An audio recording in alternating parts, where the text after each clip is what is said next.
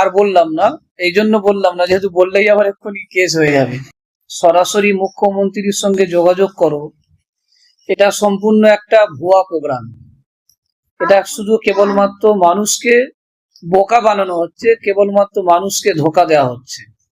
উদাহরণস্বরূপ আমি আপনাদেরকে বলতে চাইবো, 2021 সালে আমি ফোন করেছিলাম দিদিকে বলো প্রোগ্রামে, তখন থেকে আজও পর্যন্ত এখনো তাদের কাজ শেষ হয়। প্রমাণস্বরূপ আমি আপনাদেরকে একটা অডিও শোনাচ্ছি, অডিওটা শুনুন আর আপনারা বিবেচনা করে দেখুন যে কতটা ধোঁকাবাজ হচ্ছে আমাদের এই রাজ্যের।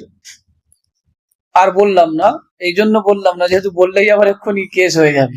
কথা বলছি, এটা কি সঠিক সময় আপনার সাথে কথা বলার জন্য? হ্যাঁ হ্যাঁ, আপনি সরাসরি মুখ্যমন্ত্রী হেল্পলাইনের আগে যোগাযোগ করেছিলেন, কি বিষয়ে সাহায্য করতে পারি? হ্যাঁ, ওই একটা ঘরের একটা আবেদন করতে যাচ্ছি।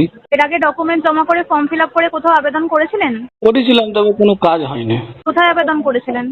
ওই দিদিকে বলতে একবার ফোন করেছিলাম, দিয়ে বলতে আবেদনটি করে মোহাম্মদ মিরাজ খানের নামে আবেদনটি করা হয়েছিল?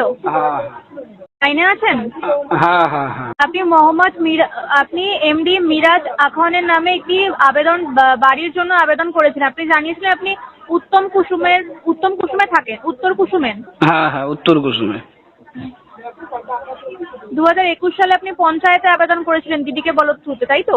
হ্যাঁ হ্যাঁ হ্যাঁ। এখানে থাকবেন। আপনি জানিয়েছিলেন যে আপনি দিদিকে বলতে 2021 সালে আবেদন করেছিলেন, পঞ্চায়েত আপনাকে কিছু কোনো কাজ করেনি। লাইনে থাকবেন। আপনার সমস্যাটির বর্তমান স্থিতি আমি আপনাকে জানিয়ে দিচ্ছি। আপনার সমস্যাটি ইতিমধ্যে সংশ্লিষ্ট দপ্তর নথিভুক্ত রয়েছে। সংশ্লিষ্ট দপ্তর যত দ্রুত সম্ভব আপনার সমস্যাটির সমাধানের চেষ্টা করছেন। আপনার সমস্যার উপরে সরকারের তরফ থেকে কাজ চলছে। আপনাকে অনুরোধ করব দয়া করে ধৈর্য ধরবেন। সরাসরি মুখ্যমন্ত্রীকে সময় দেওয়ার জন্য ধন্যবাদ। আপনার দিনটি শুভ হোক। আপনার তরফ থেকে কলটি কেটে সাহায্য করবেন।